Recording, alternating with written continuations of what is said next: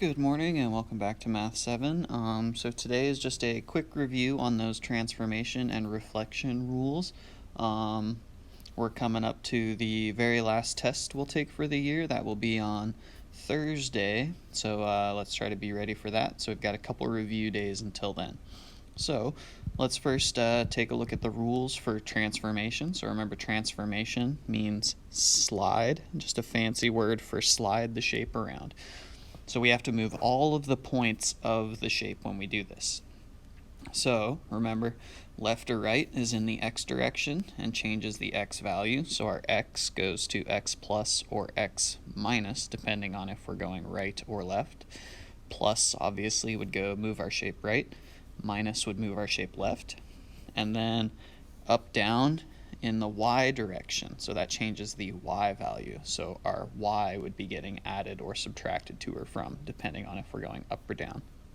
So using the rule that we're given here, xy moves to x minus 2, y plus 3. So we start at 3, 5, and we know that we are taking our 3 and taking away 2, because that's what the rule tells us.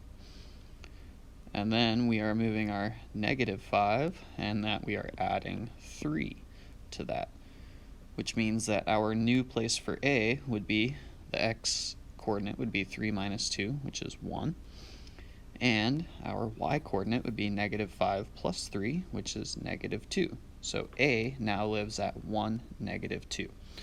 So if this were a whole shape, we would continue doing this rule to every point there is, but we're only worried about this one point at the moment.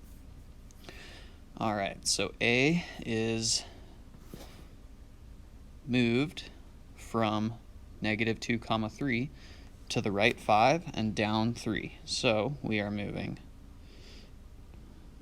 negative 2 plus 5, since we're moving it to the right, and 3 minus 3 to the left. So our new spot for A would be 3 comma 0 if we take care of that. Negative 2 plus 5 gives us 3. 3 minus 3 gives us 0. Alright, and now 5 comma negative 8. This is going left 6. So we're going 5 minus 6. And then, whoops, come on back. Negative 8 plus 2, since it's moving 2 up. And our new spot would be negative 1 comma negative 6. 5 minus 6 is negative 1. Negative 8 plus 2 is negative 6. Alright, so here we're going 24 is where it began, plus 14.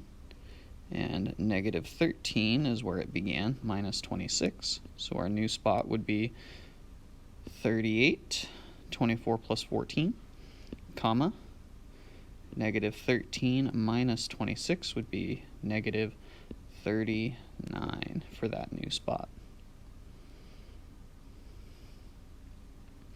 Alright, and then finally, negative 88, it's translated 5, so that's plus 5 since it's positive. So negative 88 plus 5 would give us negative 83. And 90, we're going 10 in negative 10, in the y direction, so that's down. So that would be 80, because we're subtracting since it's going down. Alright, so that was just a quick review on translations. Now we'll do reflections. So that's a fancy word for flip. We're flipping over a line. So reflection over the y-axis, remember,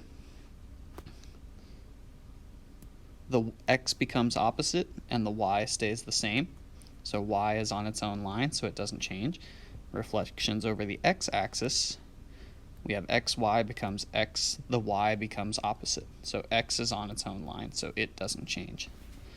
So these are really quick if we just keep those rules in mind. So B is at 7, negative 5, reflected over the y-axis, so that means the x becomes the opposite.